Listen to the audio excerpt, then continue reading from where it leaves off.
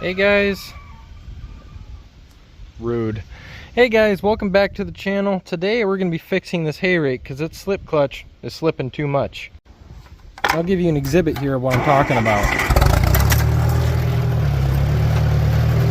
It's engaged, but it ain't doing nothing.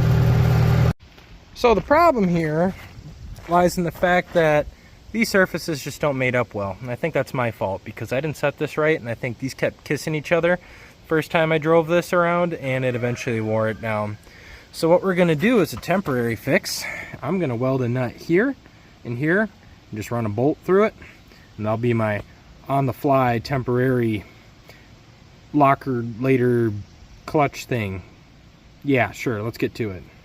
So here's what I'm thinking, folks. Just going to weld this nut here, weld that nut there, and this will go through this nut and thread into that one. I was going to put a jam nut on there, but these threads are kind of tight and I think it'll be fine. So let's weld these up and see if it works good. And then also it'll be kind of nice too, and I could still pop this bolt out and still pop out this clutch, I guess, even though it slips. That way I can have it disengaged anyways in case I ever actually try to go back and fix this someday. But yeah, these surfaces pretty chewed up. Well folks, she's spinning. I just want to see how she holds under a load, but I guess we'll have to do. I'll show you my little welding job here as soon as I get turned around. Yeah, unfortunately, as soon as I stopped recording, it busted loose, so I think I'm gonna have to get creative here, and I might do something actually with one of these bolts right here. Well, I fixed it, but will she hold up? We will see. Well, so far so good. I'm not going to trust it till it gets a load on it, but there we are. So all I did was drill and tap a hole right there. Then I threaded this random lower control arm bolt from a Honda Civic on, and it's holding pretty true. The biggest the biggest concern I have is this nut here, so it is what it is. We'll give it a run tomorrow and see how it does. 50-50 chance. I think this will work as long as I don't dig this head into the reel into the grass too hard. I think she'll hold.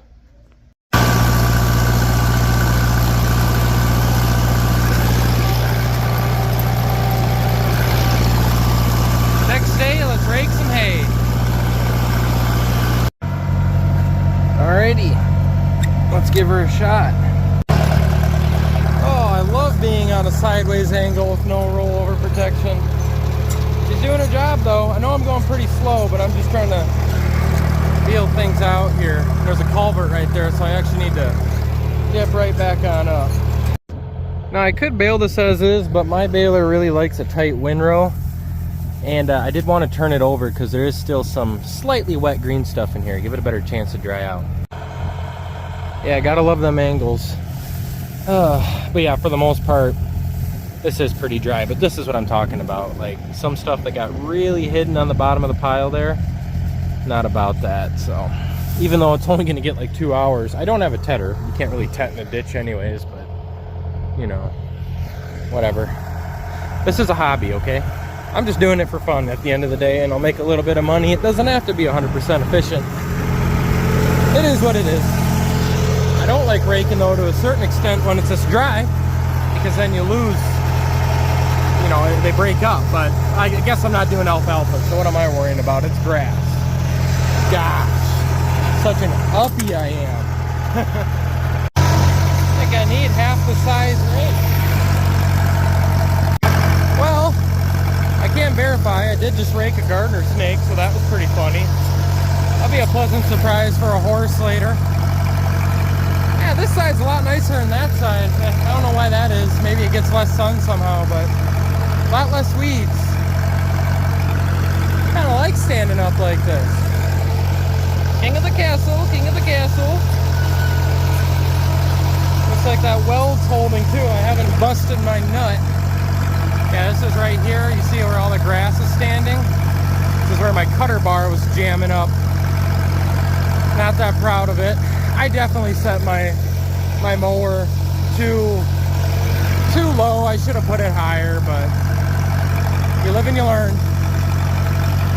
You live and you learn. Plus this is grass, and grass can be ornery. If I had a disc bind, that would fix it, but I don't feel like dropping 14 grand on a disc bind when my hay bind cost me only 250 bucks.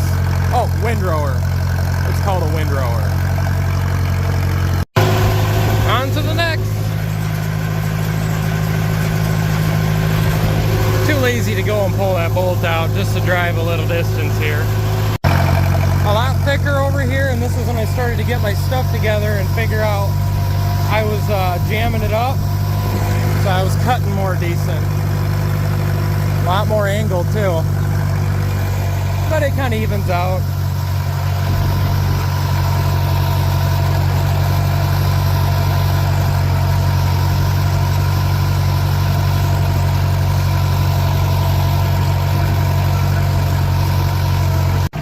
You know, I don't know how good diesel 911 would taste, but yeah, oh, diesel fuel supplement. Okay, oh, Cummins. But, oh, and a Busch Latte. How about the bottle flavor too? That'd be real nice if that broke and went in a bale. But anyways, see, a lot of this is dry, but the clumps where my windrower, if you saw that video, will get clumped up and then drop a bunch. That leaves a huge pile, and on the bottom of that pile, it's still green.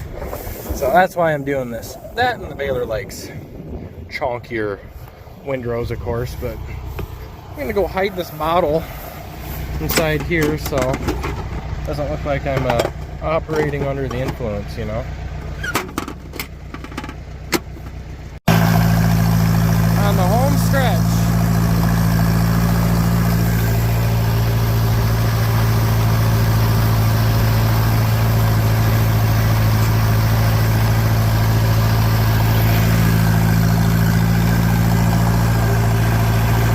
I'm getting comfortable now. I'll sit down.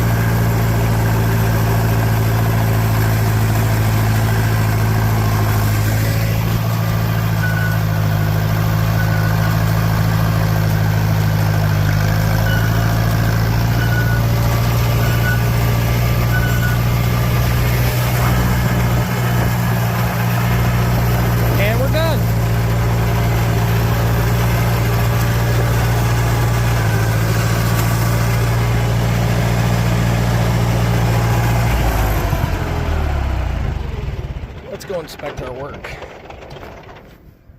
Oh, it's dieseling there. All right, sure.